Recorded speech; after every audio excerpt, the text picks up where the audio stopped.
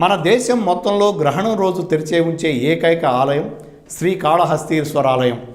దేశంలో ఉన్న అతిపెద్ద ఆలయాలలో ఈ ఆలయం ఒకటిగా చెబుతారు.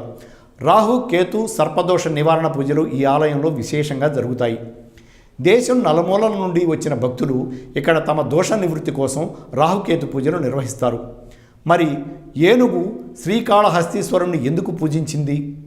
ఆ ఏనుగుకి ఉన్న శాపం ఏమిటనే విషయాల గురించి మనం ఇప్పుడు తెలుసుకుందాం. ఆంధ్రప్రదేశ్ రాష్ట్రంలోని చిత్తూరు జిల్లాలో శ్రీకాళహస్తి పట్టణం ఉంది. ఈ నగరం స్వర్ణముఖి నదికి తూర్పు ఒడ్డున ఉంది. ఇది చాలా ప్రాచీన ఆలయం. ఈ ఆలయాన్ని క్రీస్తు శకం 12వ శతాబ్దంలో రాజేంద్ర చోళుడు అనే రాజు కట్టించాడని చరిత్ర చెబుతోంది. స్థల పురాణం ప్రకారం పరమేశ్వరుడు ఇక్కడ స్వయంభూగా అవతరించాడని చెబుతుంది.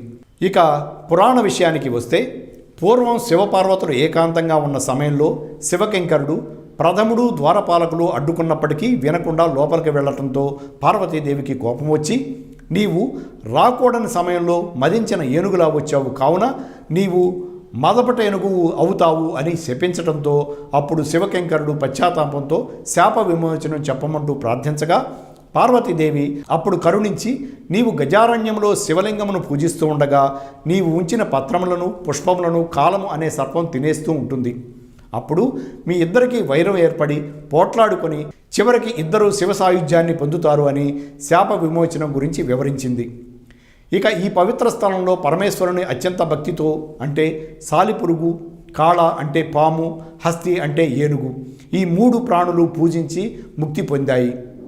అందువలనే ఈ స్థలమునకు శ్రీకాళహస్తి అనే పేరు వచ్చింది. పురాణం ప్రకారం శ్రీకాళహస్తిని దక్షిణ కాశీ అని కూడా అంటారు. ఇది దక్షిణ భారతదేశంలోనే ప్రాచీనమైన మరియు పంచభూత లింగములలో 4వదైన వాయులింగం గల గొప్ప శైవక్షేత్రం. ఇక్కడ 2 దీపాలతో ఒకటి ఎప్పుడూ గాలికి రెపరెపలాడుతూ ఉంటుంది. వాయులింగం అనటానికి ఈ దీపం ఒక నిదర్శనం. ఇంకా మరో దీపం ఎల్లప్పుడూ నిశ్చలంగా ఉంటుంది. ఇలా ఎన్నో సంవత్సరాల చరిత్ర కలిగిన ఈ కాళహస్తీశ్వరుణ్ణి గ్రహణానంతరం దర్శనం చేసుకుంటే వారికి దారిద్ర్యం, దోషాలు తొలగిపోయి సకల సంపదలు చేకూరుతాయని విశ్వాసం. అందుకే దేశంలోని ఆలయాలన్నీ గ్రహణం రోజున మూతపడినా శ్రీకాళహస్తీశ్వర ఆలయం మాత్రం తెరిచే ఉంటుంది. Thanks for watching eagle media works.